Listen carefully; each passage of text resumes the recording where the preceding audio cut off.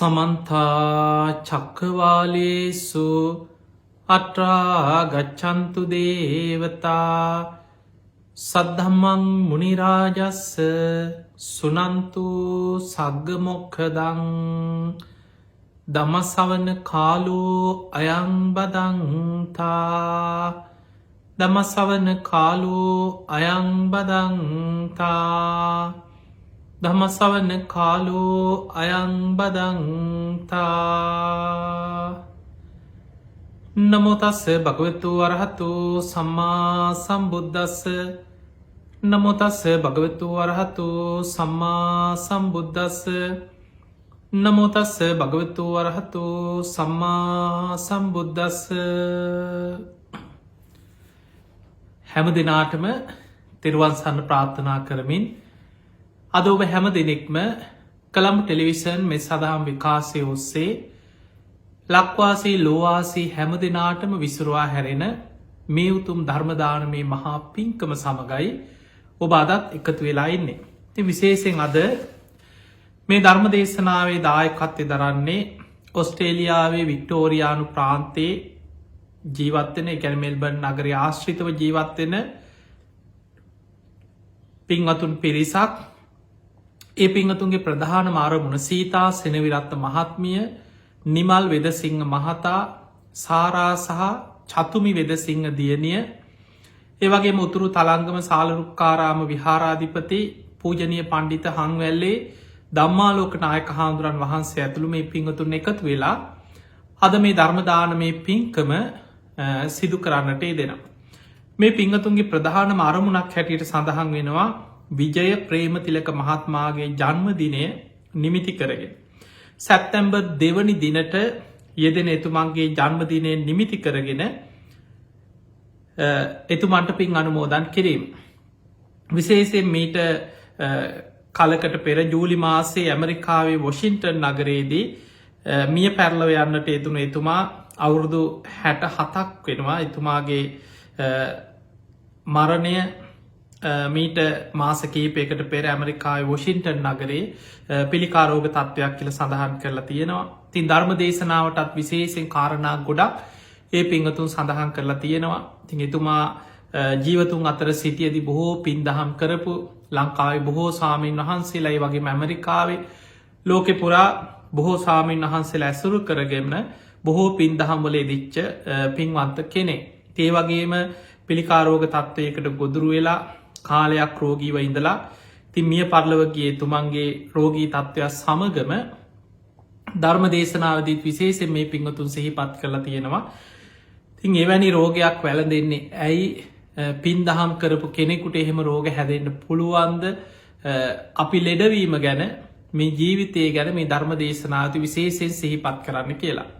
ඒ නිසා මං හිතන්නේ මේ දේශනාව ඔබටත් බණහන ලක්වාසී ලෝවාසී හැම දෙනාටම ඉතාම ප්‍රයෝජනවත් දේශනාවක් බවට පත්වේ. මේ දේශනාවෙන් රැස් කරගන්න සියලු පින් මීට මාස කීපයකට පෙර මිය පරලොව යන්නට යෙදුණු විජය ප්‍රේමතිලක මහත්මයා ඇතුළු සංසාරගත ඥාතීනුත් සාදුකාර දිදී අනුමෝදන් වෙත්වා කියන ප්‍රාර්ථනය සිහිපත් කරගෙන මේ ධර්මය ඔබ ශ්‍රවණය කරන්න. පින්වතුනේ, ලෙඩවීම කියලා කියන්නේ ආර්ය සත්‍යයක්.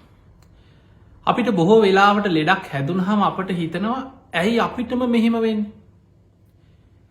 ඇයි මටම මෙහෙම වුණේ? අපි මෙච්චර පින් දහම් කරනවා, අපි මේ තරම් ගුණධර්ම පුරනවා, අපි මේ විදිහට යහපත් විදිහට කටයුතු කරනවා, දන් පැන් දෙනවා, සිල් රකින්නවා, ඇයි අපිටම මෙහෙම වුණේ? ඔබ බොහෝ වෙලාවට බලන්න බොහෝ දෙනෙක් කොහොම කියනවා, කතා වෙනවා, ගෙවල් වලත් එහෙමයි. හැබැයි අපිට මතක් වෙන්නේ මේ තමයි අවබෝධ කළ යුතු ආර්ය සත්‍යය.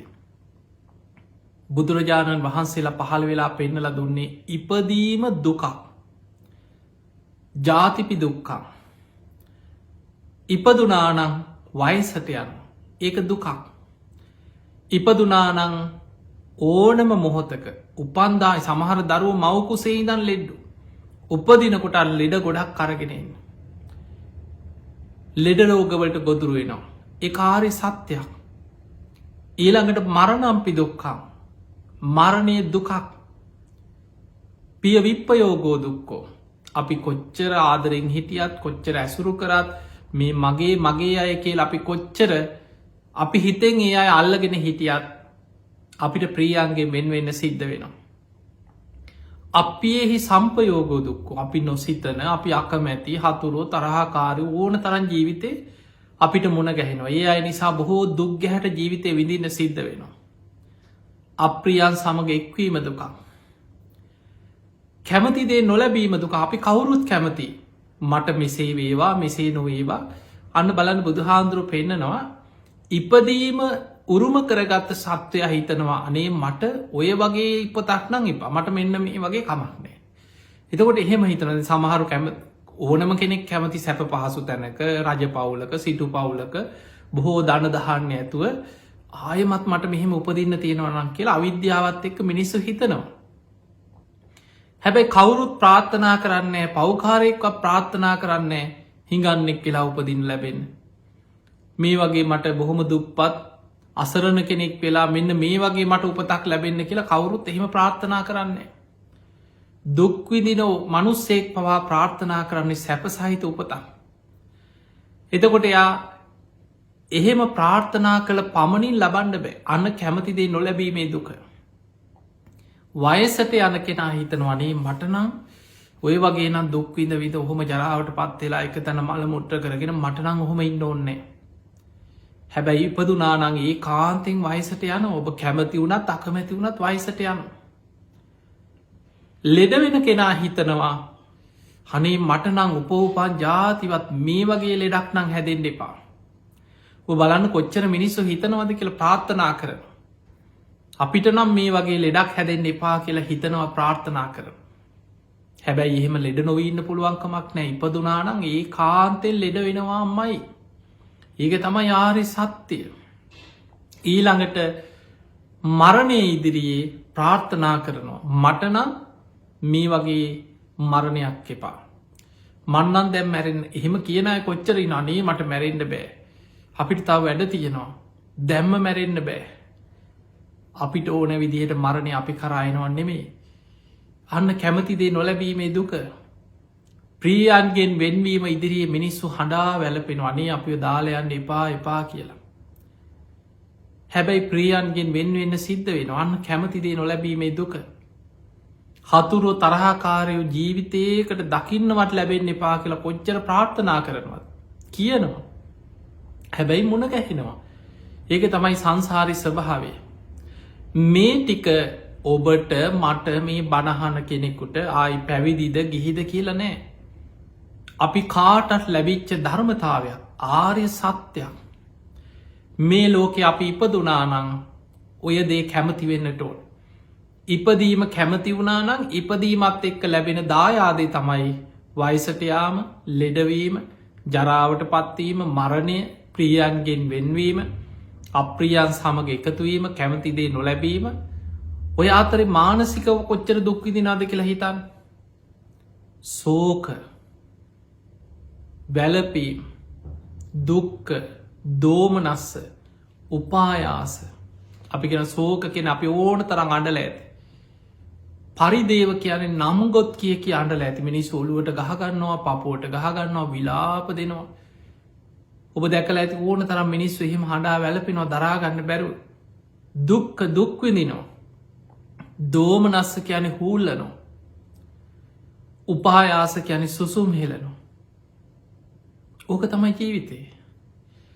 අපි හිතනවා මන් දන්දීලා තියෙනවා මං පින් කරලා තියෙනවා මං මෙහෙම ගොඩාක් හොඳ යහපත් දේවල් කරලා තියෙනවා ඒ නිසා මට ලෙඩ නොවීන්න පුළුවන් කියලා හිතුවොත් ඒක මිත්‍යා දෘෂ්ටියක්. ඉපදුනානං ඒ කාන්තෙල්ල ඒ නිසයි බුදුරජාණන් වහන්සේ පෙන්වේ සදාකාලිකව දුකක් නැතුව ඉන්න පුළුවන් තැන තමයි නිවන් අවබෝධ කරලා පිරිනිවන් පෑ. යම් කිසි කෙනෙකුට ඉපදීම නැත්නං ලෙඩවීමක් නෑ. ඉපදෙන්නේ නැත්නම් වයසට යන්නේ නෑ ජරාවට පත්වෙන්නේ. සෝක පරිදේව දුක්ක දෝමන සුපායාසේ මොකොවත් නෑ. ඉපදීම නිසා හටගත්ත පලය ඉපදීම නිරුද්ධ වෙනකොට නිරුද්ධ වෙලා යනු. අන්නේ නිසයි බුදුවරු පහළ වෙලා ලෝකෙ පෙන්නල දෙන්නේ සසරෙන් මිදන්න මහන්සි ගන්න නිවන් දකින්න මහන්සිගන්න. හැබැයි අපි කරන පින නිවන අරමුණු කරගෙන අපි පින් කරනකොට අපි හිතම අපි දන් දෙනවා ස්වාමීන් වහන්සේ ඇසුරු කරගෙන බොහෝ පින්කං කරනවා විහෙර විහාර ගොඩ නගනවා මහා පින්කං කරලා අපි විශාල දැන් පින් ගොඩක් රැස් කරගෙන තියෙනවා. ඒ පින අපිට නිවන් අවබෝධයට ආශිර්වාදයක් වෙනවා. කුසල් වඩාගෙන සසරින් මිදීම පිණිස පින අපිට විශාල අනුග්‍රහයක් වෙනවා. ඒ නිසා පින අවශ්‍යයි. ධර්මාවබෝධය පිණිස කුසල් වැඩීම පිණිස පින කියන්න අපිට අවශ්‍ය දෙයක්. දැන් අපි ගමු බුදුරජාණන් වහන්සේ ගැන දැන් අපි කෙනෙක් අපිට හිතෙන්න්න පුළුවන් අනය ඇයි යාට එහෙම වුණේ අපි හිත බුදු හාමුදුරුව ගැන එතකොට ඔබට ගොඩාක් තේරුම් ගන්න පුළුවන් අපි කවුද කියලා. අපි බුදුරජාණන් වහන්සේ සාරා සංකීය කල්පලක්ෂයක් පාරමී ධර්ම විතරක් සම්පූර්ණ කරා. ඊට පෙරත් විවරණ ගන්න පෙර මනෝප්‍රනිධානයයි වාක්ප්‍රනිධානය එකන මනසෙන් බුදු බව ප්‍රාර්ථනා කර කර සසරි බොහෝ කාලයක් පින් කරනවා ඒකට කියනවා මනෝප්‍රනිධානය.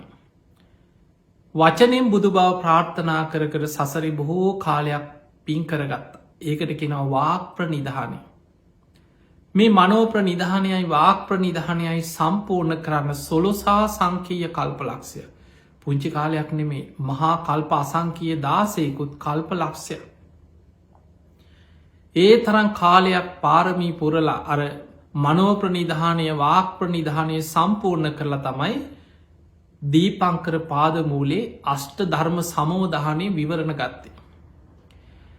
එතන ඉදන් දාන සීල නයිස්ක්‍රම්ය ප්‍රඥා වීරිය කන්ති සච්ච අධිට්ඨාන මෛත්‍රී උපෙක්කා කියෙන දස පාරමී පාරමී උපපාරමී පරමත්ත පාරමී හැටියට සම්පූර්ණ කර.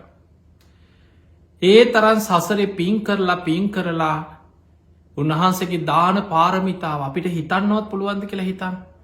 එතකොට දැන් අපි දන් දුන්න අපි මෙහෙම කර ඇයි අපිට මෙහෙම වුණේ කියලා අපි හිතනවා. ඊට වඩා ඔබ හිතන්න බුදුරජාණන් වහන්සේ දන්දීපු හැටි. මේ අහසේ තියෙන තරු කැටවලට වඩා ලෝතුරා සම්බුද්ධත්වය මට ලැබේවා කියෙන ප්‍රාර්ථනයෙන් අපේ බුදුරජාණන් වහන්සේ පාරමී පුරද්‍ය ඇස් දන්දීල තියෙනවා දාන පාරමිතාව පුරන්න. මේ මහපොළොවේ තියෙන පස්වලට වඩා මේ දීර්ග සංසාර ගමනේ දාන පාරමිතාව පුරද්දි උපපාරමී පුරද්දී ශරීර මාන්සේ දන්දුන්න කියනවා. ලෝතුරා සම්බුද්ධත්වයම මට ලැබේවා කියෙන ප්‍රාර්ථනය. සතර මහා සාගරයේ ජලයට වඩා මේ දීර්ඝ සංසාර ගමනේ උපෝපං ආත්ම භාවල ලෝතුරා සම්බුද්ධත්වය මට ලැබේවා කියෙන ප්‍රාර්ථනය ලේ දන් දුන්න කියෙන්. ඒ තරං ඇස්සිස් මස්ලේ දන්දීලා. තමන්ගේ ජීවිතේ පවා පූජා කර පින් කරලා ඒ පින උපරිම පිරුණට පස්සේ තමයි පාරමී සම්පූර්ණ වෙලා ලෝතුරා බුද්ධත්වයට පත්වෙන්. දැන් අපි බුදුරජාණන් වහන්සේට වෙනම බුදුගුණ අතර කෙන භගවා කියලා. භගවා කියන මේ ලෝකෙම පහළ වෙච්ච භාග්‍යවන්තම කෙනා. පින්වන්තම කෙනා කියන අදහසෙන් අපි කෙන භගවා. අරහං සම්මා සම්බුද්ධ විජ්ජාචන්න සම්පන්න සුගත ලෝකවිදු අනුත්තරෝපුරිස ධම්ම සාරති සත්තා දේව මනුස්සාන බුද්ධෝ මේ කියන සියලු ගුණ දරන්න භාග්‍යවන්ත නිසාපි කියනවා භගවා කියල. දැන් ඔබ හිතන්න මේ තරම් පින්වන්ත මේ විශ්වයේ මේ ලෝක දහතුවේ බුදු කෙනෙක් පහළ වෙනවා කියලා කියන්නේ අසිරිමත්ම දෙයක්. හැබැයි ඒ බුදුරජාණන් වහන්සේත් ලෙඩ වුනාද නැද්ද කියලා හිතා. දැම්මං ඔය උන්වහන්සේගේ පින් ගැන මතක් කරේ පාරමීපුරපු ආකාරය ගැන ඒ තරම් මහා පින්වන්ත බුදුරජාණන් වහන්සේත් ලෙඩ වුනාද නැද්ද. බුදුරජාණන් වහන්සේ ලෙඩ වුණා. උන්වහන්සේට තිබිච්ච අසනීප උන්වහන්සේ ලෙඩවෙච්ච අවස්ථා ගැන ධර්මය බොහෝ තැන්වල සඳහන් වෙනවා. අපේ බුදුරජාණන් වහන්සේට සමහර රෝග තිබිලතින සසරේ කර්මජ රෝග. ඒවා බුදුවෙනකන් සසරි පිරිනිවන් පානකං ආපු ඒවතියෙන් තැන් උන්වහන්සේට කොන්ද අමාරුවක් තිබුණ. බුද්ධ දේශනාවලත් තියෙනවා අපේ බුදුරජාණන් වහන්සේ දහම් දෙසනකොට ධර්ම දේශනා කරගෙන ගිහිල්ලා කොන්ද අමාරුව එන්න වැඩි. ගැන මෙහෙම ඉඳගෙන බණ කියාගේ ධර්ම දේශනා කරනකොට බුදුරජාණන් වහන්සේට විශාල කොන්දේ අමාරුවක් කෙනවා. බුදුරජාණන් වහන්සේ වෙලාවට අහනවා කෝ මේ සාරිපුත්ත මෙතන ඉන්නවාද. ආනන්දයන් වහන්සේ ඉන්නවාද. සාරිපුත්ත ඔබ මේ දේශනාව ඉතුරු ටික මේ විදිහටම සිදු කරන්න මගේ කොන්ද ගොඩාක් රිදෙනවා කියලා බුදුරජාණන් වහන්සේ එතනම සිංහ සෙයාවෙන් ඇලවෙනවා. සාරිපුත්ත හාන්දුරු බණකිනවා ඉතුරු ටික. බුදුරජාණන් වහන්සේ හොඳ සිහිනුවනින් සාරිපුත්ත හාන්දුරගේ දේශනාව අහගෙන ඉන්නවා. අහගෙන ඉදල අවසාන කියනව සාදු සාදු සාදු මේ සාරිපුත්ත මගේ දේශනාව ඒ විදිහටම සිදු කරා. තතාගතයන් වහන්සේ ඔය දේශනාව ඉතුරු ටික දේශනා කරා නම් ඒත් ඔය ටික ඔය විදිහටම තමයි කියනො කරන්න. ඔය වගේ සිදුවීන් ගොඩක් තියෙනවා. මේකට හේතු සඳහන් වෙන අටුවාවල අපේ බෝසතාණන් වහන්සේ සසරේ බොහෝ කල් පාරමී පුරණකොට එක ආත්මයක මල්ලවපොර සූරයෙක් කියනවා. එක පෙර සංසාරයේ එක ආත්මයක අපි දන්න කොච්චර දීර්ඝ සංසාරය කොහේද කිය එක ආත්මයක කියල සඳහන් වෙන. මල්ලවපොර සූරයෙක් ඔබ දැකළ ඇති ඔය ක්‍රීඩාවල් තින සමහර රෙස්ලිං වගේ ක්‍රීඩාවල් ඊළඟට කරාටි වගේ ක්‍රීඩාවල් තියෙනවා උත්සල පොලේ ගහ ගන්නවා.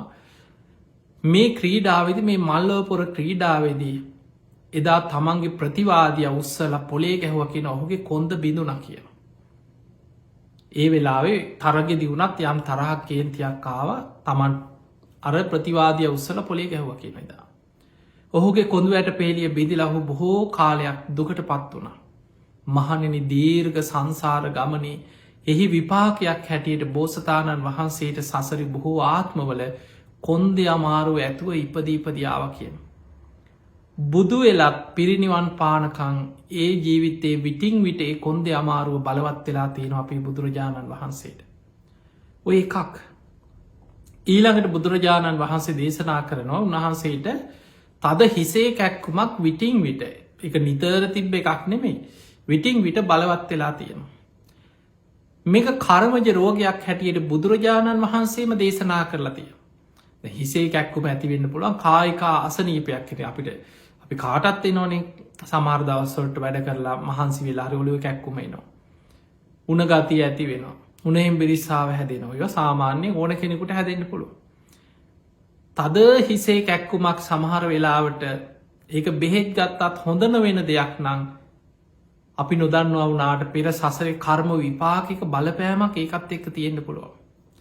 බුදුරජාණන් වහන්සේ දේශනා කරනවා සසරි බොහෝ කාලෙකට පෙර උන්වහන්සේ එදා තරුණේ තමන්ගේ යාලුව ටිකක් තරුණයොක් ටිකක් මාළු බාන ඔබ දකලා ඇති ඕන තරමයි මාළු අල්ලනවා මාළු බානවා බිලිකොකු තියාගෙන හැබැයි අපේ බෝසතාණන් වහන්සේ මාළු වෙල්ලුව කියලාවත් මාළු බෑව කියලාවත් එතන කොහෙවත් සඳහනක් නෑ. අර තරුණයෝ පිරිසක් මාළු බානවා දැකලා එතනට ගිහිල්ල ඒක බලාගෙන සතුට වනා කියන. අන්නේ දැන් ඔබද බලන්න සමහරු තමන් නොකලට කෙනෙක් පව්කං කරන්න දිහා බලාගෙනින්දල සතුටු වෙනවා. දැ මාළු අල්ලනවා නම් බලාගෙනින්දල අන්න හරි අන්න අහුුණා ලොකු එකෙක් අහුුණා අන්න හොඳ මාළුවෙක් අහුුණා කියලා බලන්න ගොඩක් අය ඔහොම බලාගෙන සතුටු වෙනවන. අන්නේ වගේ අර තරුණයෝ පිරිසක් මාළු අල්ලනවා බලාගෙන සතුටු වනා කිය. ඒ කර්ම විපාකයේ ප්‍රතිඵලයක් හැටියට තමයි කෙන මේ හිසේ කැක්කුම බලවත්තෙන්. එතකොට බලන්න සසරේ බොහෝ කල් කරපු එවැනි කර්මත් බුදුවරුන්ට බුදු වෙලා සසරි බලපෑවා නං අපි ගැන ඔබ ගැන මම ගැන අපේ ජීවිතවල තව කවර කතාද අපිට මේ හැදෙන අසනීප ගැන ලෙඩ ගැන. ඇයි අපිට මෙහෙම උනේ කියලා අපි කොහෙ හිතන්නද. ඊළඟට බුදුරජාණන් වහන්සේ උන්වහන්සේ අවස්ථා ගණනාවකති දරුණු බඩේ අමාරුවක් වැලදිච්ච සිදුවෙන් තියෙනවා. ඊළඟට බේලුව ගමේ අපේ බුදුරජාණන් වහන්සේ අවසාන වස්කාලය ගත කරනකොට මාරාන්තික බඩේ අමාරුවක් වැලදුනා කිය. මේක තිනම් මහා පරිනිබ්භාන දේශනාව සූත්‍රය. බුදුරජාණන් වහන්සේ බොහොම අමාරුවෙක් දැ බඩේ අමාරුවක් කාවට පස්සේ මේ බොහෝම සනීපයක් නෑ. වේදනාව දැනේ නොකුසේ අමාරු. එතකොට බොහොම අමාරුවෙන් ඒ වේදනාව දරාගෙන උන්වහන්සේ වැඩයි නාකාරය ආනන්ද හාන්දුරු දැකලා ආනන්ද හාන්දුරන්ට ගොඩාක් දුක හිතුනනේ තතාගතයන් වහන්සේ අමාරු උන්වහන්සේට අසනීපයි. හැබැයි බුදුරජාණන් වහන්සේ ටික වෙලාවකින් වේදනාව එන්නම වැඩි වෙනකොට බුදු ඇසින් බැලුවා අතීත බුදුවරු පිරිනිවන් පෑවෙ කොයි ආකාරයටද. සංඝයාට දැනුන් නොදී පිරිනිවන් පානක සුදුසු නෑ කියල බුදු ඇසින් බැලුව. එහෙමනම් අපිට පේනවා ඒ ආපු බඩේ අමාරු ආයි ඉවසන්න පුළුවන් ලේසි පහසු එකක් නෙවෙයි. අතීත බුදුවරු පිරිනිවන් පෑවෙ කොයි විදිහටද සංඝයාට දැනුන් නොදී පිරිනිවන් පානික සුදුසු නෑ කියලා බලන්නේ. මාරාන්තික බඩේ අමාරුව. ඒ විදිහටම සඳහන් වෙනවා මහා පරිනිබ්බාන සූත්‍රය. ඒ වෙලේ බුදුරජාණන් වහන්සේ චන්ද චිත්ත විරිය වීමන්සා කියෙන සතර ඉරදිපාද තුළ පිහිටල අධිෂ්ඨාන කරා ආයු සංස්කාර අධිෂ්ඨාන කරගත්තා. බුදු කෙනෙකුට පුළුවන්කම තියෙනවා ආයු සංස්කාර අධිෂ්ඨාන කරලා ඉරදි බලයෙන් සතර ඉරදිපාද බලයෙන් රෝග යටපත් කරලා සුවපත් කරගන්න පුළුවන් ජීවත්වීමේ ආයුෂත් දික්කරගන්න පුළුවන්. එක බුදු ඉරදිපාද වඩපු කෙනෙකුට පුළුවන්. බුදුරජාණන් වහන්සේ මේ ආයු සංස්කාර අධිෂ්ඨාන කරනවත් එක්කම උන්වහන්සේගේ රෝගිය සැනින් සුවපත් වුණා. අමාරුවෙන් වැඩහිටිය බුදුරජාණන් වහන්සේ මෙන්න දැන් සනීපයි. එලිමහන්ට ඇවිල්ලා විවේකෙන් සක්මන් කරනවා. ආනන්ද හාමුදුරන්ට පුදුමයි. ආනන්ද හාමුදුරු බුදුරජාණන් වහන්සේ ළඟට ඇවිල්ලා කිනො ස්වාමීනී දැන්නම් උපහන්සේට සනීපයි. තතාගතයන් වහන්සේ මීට ටික වෙලාවකට පෙර බොහෝ ගිලංව වැඩ සිටිය. තතාගතයන් වහන්සේ ගිලංව වැඩඉන්නවා දකිද්දි මට දිසාවල්වත් වැටහෙන් නැතුව යනවා. අනේ මට යම් මස් වැසිල්ලකට හරි තියෙන්නේ බුදුරජාණන් වහන්සේ සංඝයාට දැනුන් නොදී පිරිනිවන් පාන් නෑ කියන විශ්වාසය විතරයි. අන්නේ වෙලේ බුදුරජාණන් වහන්සේ වදාළ ආනන්ද සංඝයා තවත් මොනවද මගෙන් බලාපොරොත්තුවෙන්. ඒ වෙනකොට බුදුහාමුදුරුවෝ පිරිනිවන් පාන ආසන්න කාලය අන්තිම වස්කාලි ගත කරද්දි ඔය සිදුවීම වෙන්. බුදුහාමුදුරුවෝ අහනවා ආනන්ද සංඝයා මගෙන් තවත් මොනවද බලාපොරොත්තුවෙන්. බුදුරජාණන් වහන්සේ මේ ධර්මය දේශනා කරලා තියෙන්නේ ගුරුවරයාගේ කොටස කියල යමක් හංගගෙන නෙමෙයි කිව. අවබෝධ කළ යුතු යමක් ඇද්ද ධර්මාවබෝධය පිණිසේ සියල්ල මහා කරුණාවෙන් දේශනා කළ අවසානයි. ආනන්ද අප්‍රමාදීවහි ධර්මය වඩන්. ඊළඟට බුදුරජාණන් වහන්සේ ඔබ කවුරුත් දන්නවා මහා පරිනිබ්බාන සූත්‍රය. උන්වහන්සේ පිරිනිවන් පාන්න වඩින ගමන ගැන. කීප වතාවක් කලන්තය හැදෙන ආනන්ද පිපාස ආනන්ද කලන්තේ කිය. ඉක්මට සංගල සිවරේල ආසනයක් පනෝන. ඒනම් අපිට පේනවා බුදු හාමුදුරුවට ලෙඩ වුණා වයසට කිය. ඒක බුදු හාමුදුරුවෝද සාමාන්‍ය කෙනෙක්ද රහතන් වහන්ස කෙනෙක්ද එයා කව එහෙම එකක් නෙම මේ ඉපදුනානං අපි කාටත් ලැබෙන දායාද. හැබැයි මේ බුද්ධ ශාසනයේ සුවිශේෂී එකම චරිතයක් හිටිය. එච්චරමයි. ඒ තමයි බක්කුල මහරහත්තන් වහන්සේ. නිරෝගී භික්‍ෂූන් වහන්සේලා අතර අග්‍රස්ථාන ලබපු බක්කුල මහරහත්තන් වහන්සේට නම්. එක කිඹුහුමක්කත් එකම දවසක් කිඹුහුමක් ගියා කියනවා ඒ අරන්න කයට අපහසුවත් දැන්ල නෑ කෙන කවදාව. උන්වහන්සේ අරලු ගෙඩියක තරන්වත් කවදාවත් ලෙඩකට කියලා බේතක් පරිහරණය කරලනෑ. එදකොට ඒ බක්කුල හාමුදුරුවන් ගැන අහනකොට අපිට පුදුමයි ගැන ශාසනයට මෙච්චරයි. සසරි බොහෝ කල්ද ගිලානෝපස්ථානය කරලා බෙහෙත්හෙත් පූජ කරලා ගිලනුන්ට උදව්පකාර කරලා ඒ වෙනුවෙන්ම රැස් කරගත්ත පාරමී පිනක්කේ. හැබැයි අනිත් හැමෝම ලෙඩ වුණ. බලන්න මහා පරිනිබ්බාන සූත්‍රයේ අර චුන්ද සූකරිකගේ අන්තිම දානය වළඳල අවසන් වෙනකොට බුදුරජාණන් වහන්සේට ආයමත්. අර ඉරදිපාද බලෙන් යටපත් වෙලා ගිය අසනීපය ආයමතු වුණ. ලේත් සමග බඩේලිය ගයා කෙන කීප වතාවක් මහා පරිනිබ්බාන සූට්‍ර සඳහන් වෙනවා. ලෝහිත පක්කන්දිකාරු රෝගයක ලෝහිත ලේත් එක්ක යන්නේ බඩේලි. එතකොට හිතන්න ලේ යනව කියන්නේ වැසකිලි යනකොට ලේ යනවන. බඩවැල්වල තුවාල හැදිල තියෙන් නැද්ද. අපි බුදුරජාණන් වහන්සේටත් එහෙම වුණා. ඒ නිසා මතක තියාගන්න අපි කවුරුත් දරාගෙනින් බුදු හාමුදුරන්ට තිබුණේ අමුතු විදිී ශරීරයක් නෙමේ. උන්වහන්සේගේ පිනට දෙතිස් මහා පුරුෂ ලක්ෂණ පිහිටල තිබුණ බව ඇත්ත. හැබැයි ඒ බුදු සිරුරත් හැදිල තිබුණේ පටවි ආපෝ තේජෝ වායෝ කියෙන සතර මහා ධාතුන්ගෙන්මයි. ඒ නිසාන බුදුරජාණන් වහන්සේ වක්කලි හාමුදුරන්ට දේශනා කරන්නේ කින්තේ වක්කල ඉමිනා පූතිකායන දිට්ටේන. වක්කලි ඔබ මේ කුණු වෙලා යන කුණු ශරීරයක් දිහා බුදුහාමුදුරන්ගේ රූපකය දිහා ඇස් දෙකින් බලන් හිටියා කියලා. ඔබට ලැබෙන ප්‍රයෝජනය මොකක්ද? ඔබට බුදුන් දකින්න ඕන නම් යෝ ධම්මං පස්සති සෝ මං පස්සති. ඔබ ධර්මය දකින්න. ඔබට ධර්මයෙන් මාව දකින්න පුළුවන්, මාව අඳුන ගන්න පුළුවන්. වක්කලි යමෙක් ධර්මය දැක්කොත් එයා මාව දැක්ක වෙනවා. යෝ ධම්මං පස්සති සෝ මං පස්සති. එහෙනම් අපිට පේනවා බුදුරජාණන් වහන්සේ බුදු මුවින්ම දේශනා කරා වක්කලි මේ කුණු ශරීරයක්. මේ කුණු වෙලා යන කුණු ශරීරයක්. එහෙනම් අපිට පේන බුදුහාඳුරෝ දරාගෙන හිටියෙත් ඒ සරි උන්වහන්සේ දානේ වැළඳුවෙත් සාමාන්‍ය එදා තිබිච්ච මිනිස්සු පූජා කරපු අනිත් භික්ෂුන් වහන්සේලා වළඳපු දේවල්ම තමයි. ඒ නිසා උන්වහන්සේටත් අපිට තියෙන මේ ආයතන 6 ඇස කන නාසය දිව කය මනස මේ ශරීර කොටස් ඒවා ඒ විදිහටම බුදුහාමුදුරු තුලත් ඒවා තිබුණා. එතකොට බුදුරජාණන් වහන්සේ දැන් බලන්න මහා පරිනිබ්බාන සූත්‍රයේ තියෙනවා උන්වහන්සේ පිරිනිවන් පාන්න වඩිනකොට කලන්තේ හැදෙනවා කීප තැනක. ආනන්ද කලන්තේ ආනන්ද පිපාසා ඉක්මනට පැන් ටිකක් අරගෙන ඊළඟට බුදුරජාණන් වහන්සේ දේශනා කරන ආනන්ද තව පියවර කීපයක් අතියා ගන්න අපහසුයි.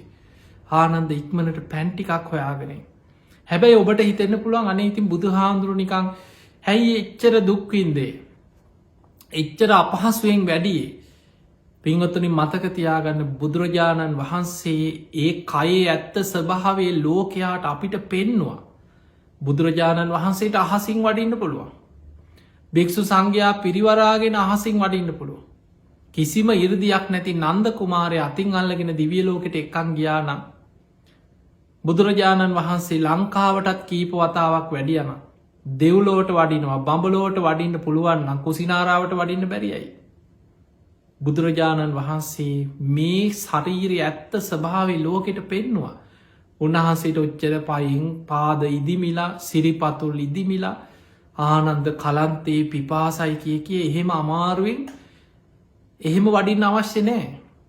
අහසින්ම වැඩම කරලා වෙලාවට සල්ගස් දෙකක් අතර උතුරට හිසලා පිරිනිවන් පාන්න තිබුණ සංඝය අමතලා. හැබැයි බුදුරජාණන් වහන්සේ ලෝකයාට පෙන්නවා මේක තමයි කයට අත්වෙන ඉරණම. බුදුරජාණන් වහන්සේ ඒ ලෝක ස්වභාවයට අයිති කෙනෙක්. එතකොට බුදුරජාණන් වහන්සේ අවසාන වශයෙන් පැන් වළඳපු තැන අද තියෙනවා මාතාකූප විහාර කියලා. කුසිනාරාවේ පිරිනිවන් මංචකයේ ආසන්නේ. එතකොට කකුත්තා නදියෙන් පැම් පහසු වෙලා ගොඩට එනකොට ආයෙත් කලන්තේ හැදුනා කියලා තියෙනවා. ඔය වගේ දේශ මහා පරිනිබ්බාන සූත්‍රය බොහෝ තරම් අහලා ඇති බණට බුදුහාඳුරන්ගේ අවසාන පිරිනිවන් පාන කාලය ගැන විස්තර කරපු දේශනාව. ඊළඟට බුදුරජාණන් වහන්සේ මල්ල රජදරුවන්ගේ උපවර්තන ශාල වනෝද්‍යානයට වැඩම කරලා සල්ගස් දෙකක් අතර උතුරට හිසලා වැඩ සිටිද්දී උන්වහන්සේගේ සිරිපතුල් ඉදිමිලා බෝදුරක් පයින් වැඩම කරලා මහන්සිය අසනීපෙට සිරිපතුල් ඉදිමිලා ආනන්ද හාමුදුරුවෝ මේ සිරිපතුල් දෙක අතරින් සිවුරක් නමල තිබ්බ කියනවා. අර තුවාල වගේ වෙච්ච ඉදිමිච්ච සිරිපතුල් එකට දැවටෙනකොට වේදනාව ඇතිවෙන නිසා. එතකොට අපිට පේනවා බුදුහාමුදුරුවෝ ගිලන් වෙච්ච ගමනකින් තමයි කුසිනාරාවට වැඩියේ.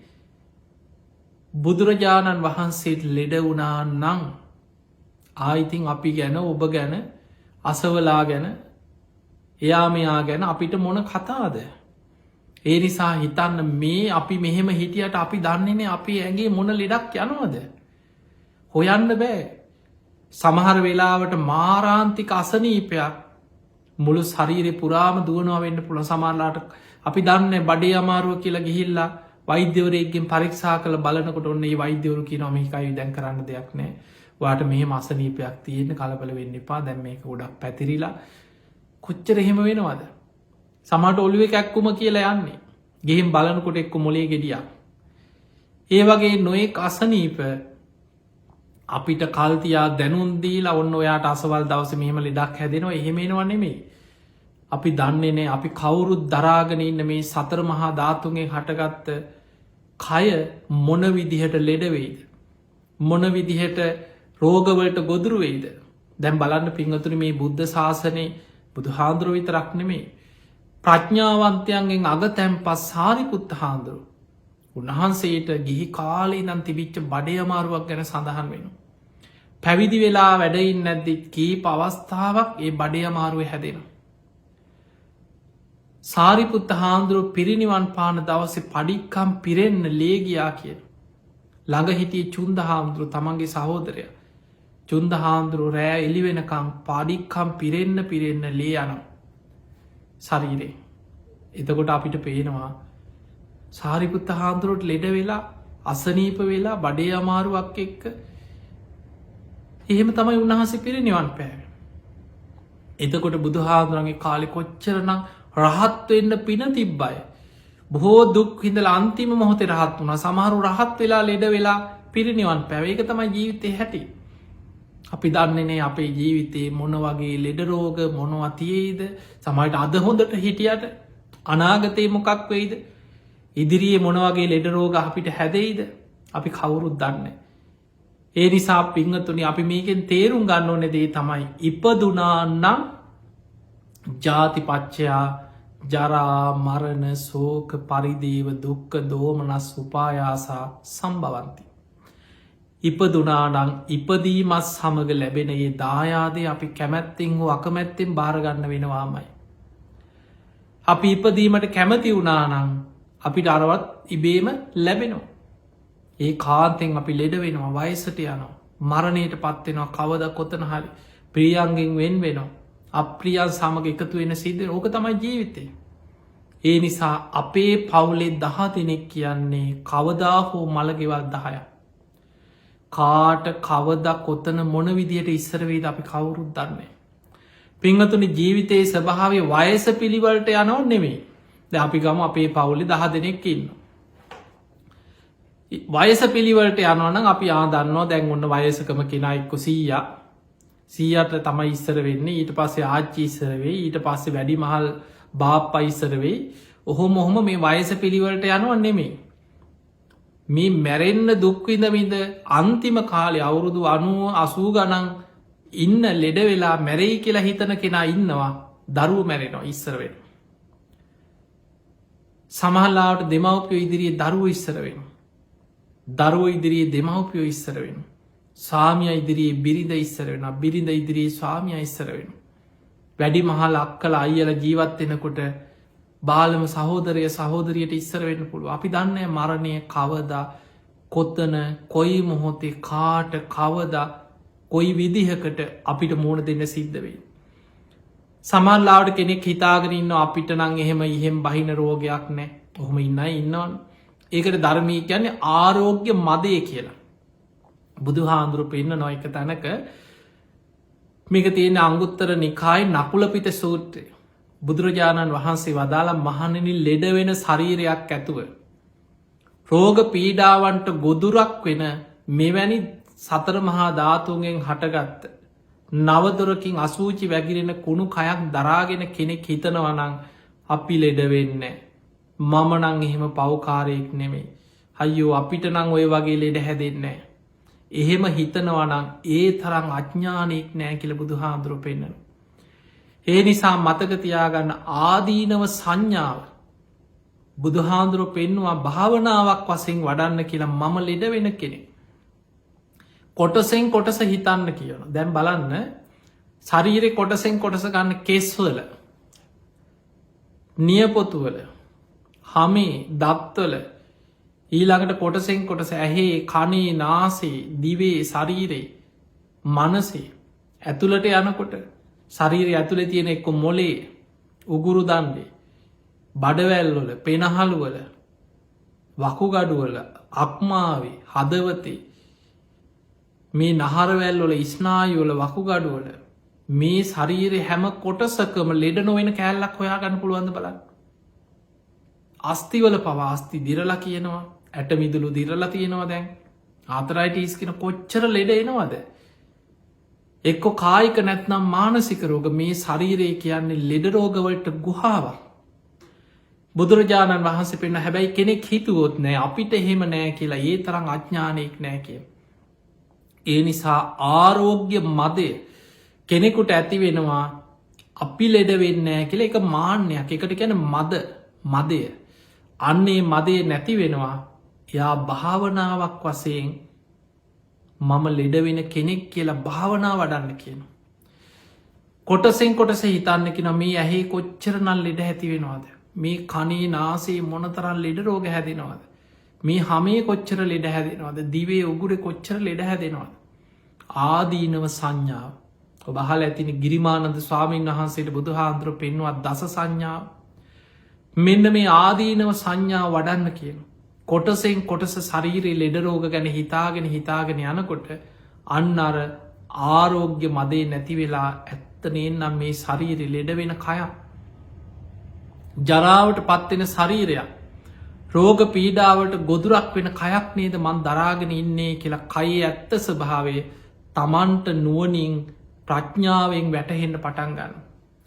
පිංහතුනේ අපි දන්නවාස් දැන් මුගලං හාමුදුරු බොහොම ඉර්දි බල සම්පන්න කෙන උන්වහන්සෙත් ලෙඩ වුණා. ඒ වෙලේ තමයි බුදුරජාණන් වහන්සේ මහා මොග්ගල්ලානත්තේර බොජ්ජන්ගේ හැටියට සඳහන් වෙන බොජ්ජංග ධර්ම ගැන සහිපත් කරමින් මුගලං හාමුදුරන්ට බොජ්ජංග ධර්ම සහි කරලා දුන්න. මේ බුද්ධ ශාසනයේ තතිය ශ්‍රාවකයා මහා කාශ්‍යප මහරහතන් වහන්සේ ලෙඩ වුණා. බුදුරජාණන් වහන්සේ මහා කාශ්‍යප හාමුදුරුව තුළ තිබිච්ච වඩපු ඒ බොජ්ජංග ධර්ම සිහි කරා. අද අපිට බුද්ධ දේශන අතර ත්‍රිපිටකයේ තියෙන සඳහන් දේශන අතර තින මහා මොග්ගල්ලානත්තේර බොජ්ජන්ගේ වගේම මහා කස්සපත්තේර බොජ්ජන්ගේ මහා කාශ්‍යප මහරහතන් වහන්සේ ලෙඩ වෙච්ච වෙලාවෙ සිහිපත් කරපු බොජ්ජංග ධර්ම. ගිරිමානන්ද හාමුදුරුවෝ කියන්නේ උන්වහන්සේ දස සංඥා නිතර වඩපු කෙනෙ. උන්වහන්සේ ලෙඩ වෙච්ච වෙලායි බුදුරජාණන් වහන්සේ වදාලා ආනන්ද ඔබ මේ දස සංඥා හොඳට අහගෙන ගිරිමානන්ද භික්ෂුව ළඟට ගිහින් දස සංඥා සිහි කරලදේ. ගිරිමානන්ද දස සංඥා හොඳට වඩපු කෙනෙ. ගිරිමානන්ද භික්ෂුවගේ හිත දස සංඥාව පිහිටවන්න.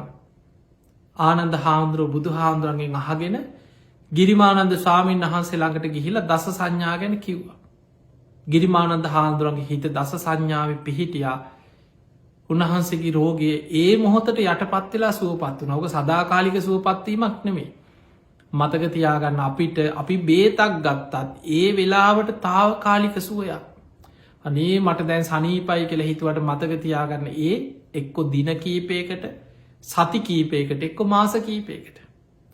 අපිට බේතකින් පුළුවන් ඒ රෝගය ඒ මොහොතට යටපත් කරගන්න විතරයි. අපි බේත් බිව්ව කියලා සදාකාලික සුවයක් අපිට ලැබෙන්නේ මොකද අපි දරාගෙනන්න ලෙඩ වෙන ශරීරය. එක ලෙඩකට බේතක් පොනකොට තව ලෙඩ කීපයක් මතුවේ. ඒ නිසා මේ ලෝකෙ ස්වභාවය අපි කවුරුත් හිතාගන්න බැරි ලෙඩ රෝග. සමහර වෙලාවට මේ ලෝකෙ මහා ගුණධර්ම ඇති මහා ඉහල පූජනය යතිවරයන් වහන්සේලා පවා. හොඳට බලන්න අපේ රටේ දැන් අපි ගත්තහම් පිළිකා වගේ තත්ව ගත්ත. අපේ රටේ පසුගිය කාලෙ පවා අපේ රටේ වැඩ හිටිය මහා පූජනය ශාසනයට අම්මිල සේවයක් කරපු මහා පූජනය යතිවරයන් වහන්සේලා කී නම පිළිකාරෝගට ගොදුරු වෙලා උන්වහන්සේ අපවත් වුණා. එදකොට ඒක මේ පැවිද්දෙකුට විතරක් ගිහියෙකුට විතරක් ප්‍රසිද්ධ කෙනාටද දුප්පත් කෙනාටද අප්‍රසිද්ධ කෙනාටද කුලවන්තයටද කුලහීනයටද පුද්ගල බේදයක් නෑ. දරාගෙන ඉන්නේ සතර මහා ධාතුන්ගෙන් හටගත්ත ශරීරයක් නං ඔය තියෙන ඕනම ලෙඩක් ඕනම මොහොතක හැදෙන්න්න පුළුවන්කම තියෙන. තිය නිසා පිංහතුන මේක තමයි ජීවිතයේ ස්වභාවය. මේ යථා ස්වභාවය හොඳට තේරුම් ගන්න. ජීවිතය ඇත්ත ස්වභාවය වටහා ගන්න උත්සාහයක් ගන්න. අන්න එතකොට දැම් බලන්න ඔබට මේ වසංගතය දිහා බලන්න. ලෝකෙම වෙලාගත්ත මේ වසංගතය එංගලන්තේ රාජකුමාරයටත් හැදුනා මීට ටික කාලෙකට පෙර. එදකොට අපි දන්නවා ඒ රටේ අග්‍රාමාත්‍යවරයට ගොදුරුණු. මේ ලෝක ප්‍රබල රටවල් කීපේ අග්‍රාමාත්‍යවරු අමාත්‍යවරු සමහර ජනාධිපතිවරු කී දෙනෙක් නම් මේ රෝගයට ගොදුරුණා. ජනප්‍රියද නැද්ද නළුනිලියෝද ගායකයෝද කී දෙනෙක්ද. ඒ නිසා යා කවුද රජෙක්ද සිටුවරේද හිගන්නෙන්ද පුද්ගල බේදයක් නෙමේතියෙන් අපි කවුරුත් ඉපදුනානල් ලෙඩ වෙන. කවද කොතන කොයි මොහොතෙහෝ. කොච්චර මොන උපක්‍රම යොදාගෙන හිටියත් ජීවත්වෙන්න පුළුවන් මේ යුගේ හැටියට ගත්තොත් උපරිම අපිට තියෙන ආවිශක් තියෙනවා. දැන් අපි බුදුහාමුදුරන්ගේ කාලේ අවුරුදු 120ක් සාමාන්‍ය ආයුෂ තිබුණට ඒ ආයුෂ එන්නෙන් අඩුවෙවි මේ යන කාලේ බුදුහාමුදුරුවෝ පිරිනිවන් පාල අවුරුදු 2500 ගාණක් වෙනකොට අද ලෝකෙ සාමාන්‍ය ආයුෂ අවුරුදු 70 72 75 ඔය වගේ ආයුෂක් තියෙන සාමාන්‍ය ආයු අපේක්ෂාව. ඔය කලාතුරකින් අවුරුදු 90ක් 95ක් 100ක් ඉන්න කෙනෙක් කලාතුරකින් ගමක රටක ඉන්න පුළුවන්. හැබැයි බොහෝ දෙනෙක්ගේ සාමාන්‍ය ආයුෂ අවුරුදු 65 75 ඔය වගේ අතර මිය යනවා. හැබැයි එතනින් මෙහා අපි දන්නේ නෑ තරුණ වයසේ ළමා කාලේ මැදි වයස ඕනම වයසක අපිට ලෙඩ හැදෙන්න පුළුවන්. සමහර දරුවෝ ඉපදිච්ච දවසේ ඉඳන් අම්මලා දරුවෝ වඩාගෙන ඉස්පිරිතාල ගානෙමයි. ඒ නිසා පින්වතුනි අපි මේ ධර්මයේ ඇත්ත තේරුම් ගන්නට ඕනේ. ඒ තමයි චතුරාර්ය සත්‍ය. බුදු කෙනෙක් ලෝකයට පහළ වෙන්නේ ලෙඩ නොවන ක්‍රමයක් පෙන්නලා දෙන්න නෙමෙයි. වයසට යන්නේ නැති ක්‍රමයක් ලෝකේ නෑ. කවුරුත් වයසට යනවා. බුදු කෙනෙක් ලෝකෙ පහළ වෙන්නේ මෙන්න මේ ඇත්ත පෙන්නලා දෙන්න. ඉපදීම දුකක්. අපි කවුරුත් නොසිතපු දේ. ඉපදීමට මිනිස්සු ආස කරන අවිද්‍යාව තණ්හාව නිසා. හැබැයි මේක දුකක් කියලා බුදුහාඳුරු පෙන්වනවා. ඉපදුනානම් ලෙඩ වෙනවා, වයසට යනවා, මරණයට පත් වෙනවා. මෙන්න මේ දුක ඔක්කොම පෙන්නලා අවබෝධ කළ යුතු දුක හකුලෝලා පෙන්නවා. මේ දුක අපේ ජීවිතය තුළ ඔය ඔක්කොටම හේතුව සංකිත්තේන පංචුපාදානක් කන්දා දුක්ඛා. හැබැයි ඒක පේන්නේ අපිට. අන්න බුදුරජාණන් වහන්සේ පහළ වෙලා මහණෙනි ඉපදීම දුකක්, ලෙඩවීම දුකක්, වයසට යාම දුකක්, මරණය දුකක්, ප්‍රියයන්ගෙන් වෙන්වීම දුකක්, අප්‍රියයන් සමග එකතුවීම දුකක්, කැමති දේ නොලැබීම දුකක්. ඔය විදියට සම්පූර්ණ දුක විස්තර කරලා පෙන්වා සංකිත්තේන පංචුපාදානක් කන්දා දුක්ඛා. සංක්ෂේපයෙන් ගත්තොත් හකුලෝල ගත්තොත් දුක කියලා කියන්නේ පංච උපාදානස්කන්ධය. මෙන්න මේ අවබෝධ කරන්න තියෙන දුකෙන් මිදෙන්න නම් පංච උපාදානස්කන්ධ දුකම අවබෝධ කරගන්න. අන්න දුකෙන් මිදෙන ක්‍රමේ. බුදුහාමුදුරුවෝ මේක දුකයි දුකයි දුකයි කියලා නතර වුණේ නැහැ. දුකට හේතු අපිට පෙන්නලා දුන්නා. අවිද්‍යාවයි තණ්හාවයි දුකේ හේතු. තණ්හාව ප්‍රහාණය කිරීමෙන් අවිද්‍යාව ප්‍රහාණය කරලා තණ්හාව ප්‍රහාණය කිරීමෙන් දුකෙන් මිදෙන්න පුළුවන්. ඒ තමයි නිවන, දුක්ඛ නිරෝධය. ඒ පිණිස අනුගමනය කරන්න තියෙන මාර්ගය දුක්ඛ නිරෝධගාමිනී ප්‍රතිපදාව බුදුරජාණන් වහන්සේ අපිට පෙන්වලා දුන්නා. චතුරාර්ය සත්‍ය ලෝකයට පෙන්වලා දෙන්නයි බුදු කෙනෙක් පහළ වෙන්නේ. පෙර පහළ වෙච්ච බුදුවරුත් දේශනා කරේ ඔය චතුරාර්ය සත්‍යමයි. බෝධි මූලේ ගුරු උපදේශ රහිතව අවබෝධ කරගත්තේ චතුරාර්ය සත්‍යමයි.